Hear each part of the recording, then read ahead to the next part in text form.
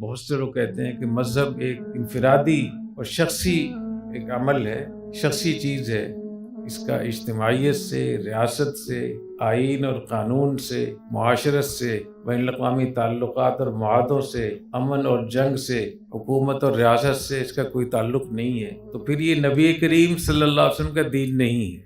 اور جو آدمی یہ کہتا ہے کہ اس کا تعلق شخصی معاملے سے ہے اور باقی چیزوں کا وہ انکار کرتا ہے، اگر تھوڑی سی گہرائی میں جائیں اور ان اصول و ضوابط کو دیکھیں جو تکفیر کے ہمارے ہاں اصول بیان کیے گئے، کہ ایسی کوئی چیز جو قطعی ہو، متواتر ہو، بدیہی ہو، اس کے انکار کرنے سے آدمی کافر ہو جاتا ہے۔ تو اگر آپ حدود اور قصاص کا انکار کر دیں اور معاشرے میں جو امر بالمعروف نہی المنکر کا پورا ایک نظام ہے جس کا تعلق ریاست سے سب سے زیادہ ہے، قضاء اور عدل کے جو احکام ہیں، قصاص کے جو احکام ہیں، اور جتنے بھی جہاد فی سبیل اللہ کے احکام ہیں، اگر ان چیزوں کو آپ دین سے، مذہب سے نکال دیں، انکار کر دیں، تو آپ سوچیں کہ مفتی کیا فتویٰ دے گا آپ کے بارے میں۔ لیکن ہمارے یہاں آپ دیکھ رہے ہیں کہ کتنے لوگ ہیں جو اس بات کو کرتے ہیں کہ مذہب کا، ہمارے دین کا، ہمارے شخصیت سے تعلق ہے، بس گھر کی حد تک، اس سے زیادہ نہیں ہے،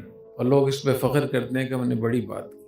تو اس لیے میری آپ سے یہ درخواست ہے کہ اپنے مدارس میں، نصاب تعلیم میں ریاست کے احکام کو ضرور شامل کریں۔ اگر ریاست اس میں نہیں ہے، آپ غامدی کو برا بھلا کہتے ہیں کہ غامدی ایسا ہے، فلاں ایسا ہے، فلاں ایسا ہے، اور فلاں سیکولر ہے، فلاں لبرل ہے۔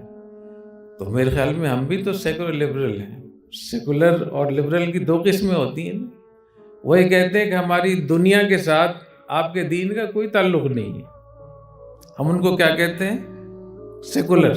اور ہم کہتے ہیں کہ آپ کی دنیا کا ہمارے دین سے کوئی تعلق نہیں۔ تو بات تو ایک ہے، وہ بھی سیکولر ہے اور ہم بھی۔